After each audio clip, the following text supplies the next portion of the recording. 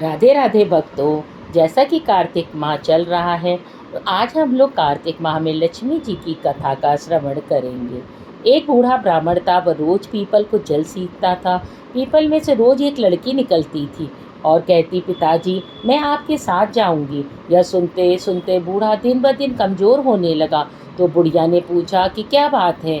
बूढ़ा बोला कि पीपल से एक लड़की निकलती है और कहती है कि वह भी मेरे साथ चलेगी। बुढ़िया बोली कि कल से ले आना उस लड़की को। जहाँ 6 लड़कियाँ पहले से ही हमारे घर में हैं, वहाँ 7वीं लड़की और सही।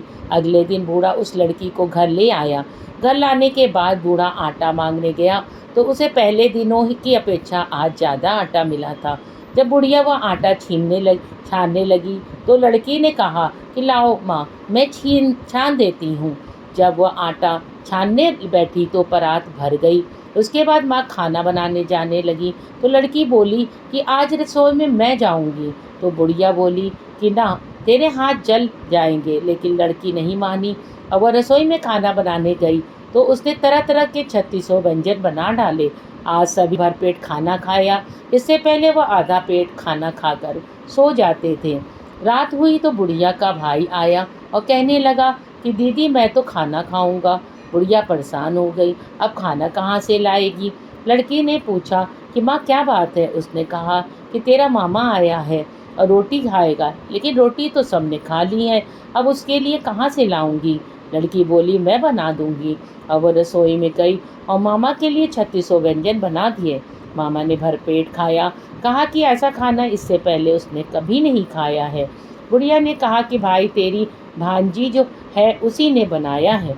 शाम को हुई तो लड़की बोली, माँ चौका लगा के चौके का दिया जला देना, कोठे में सो जाऊंगी। तो बुढ़िया बोली ना बेटी, तू डर जाएगी। लेकिन वह बोली ना, मैं ना डरूंगी, मैं अंदर कोठे में ही सोऊंगी। वह कोठे में ही जाकर सो गई। आधी रात को लड़की उठी और चारों ओर आंख मारी तो धन ही धन हो गया। वह बाहर जाने लगी तो एक बूढ़ा ब्राह्मण सो रहा था। तो उसने देखा तो कहा कि बेटी तू कहाँ चली। लड़की बोली कि मैं तो दरिद्रता दूर करने आई थी, अगर तुम्हें दूर करवानी है तो करवा लो। उसने बूढ़े के घर में भी आँख से देखा तो चारों ओर धन ही धन हो गया। सुबह सवेरे उठे तो लड़की को न पाकर उसे ढूंढने लगे। पावनी लड़की, बेटी कहाँ चली गई।